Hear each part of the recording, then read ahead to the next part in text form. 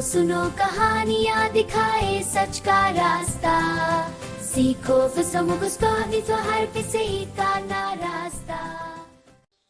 Wow, ये मेरी नई रैबिट है। बेटा इसकी अच्छी तरह देखभाल करना। हाँ नम्मी, मैं प्रॉमिस करता हूँ।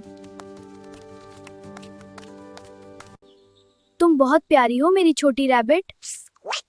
मैं तुम्हारे लिए कैरेट लाता हूँ। वाओ अहमद, तुम बहुत केयरिंग हो। चलो रैबिट, गार्डन में थोड़ी मेज करें। हप हप। देखो कैसे खेलती हो, तुम दोनों कितने प्यारे लग रहे हो। तुम इतनी सॉफ्ट और प्यारी हो। अहमद, तुम्हारा रैबिट बहुत लकी है। हाँ, मैं हमेशा इसका ख्याल रखूंगा। अरे रैबिट, पानी बहुत ठंडा है। तुम दोनों बहुत मजे कर रहे हो। हाँ, गार्डन में सब कुछ बहुत प्यारा लगता है। चलो अब आराम का वक्त है रैबिट। ये बहुत प्यारा सीन है। हाँ, रैबिट मेरे साथ सेफ और हैप्पी है। अब तुम्हारा अपना छोटा घर है, सेफ और कोजी।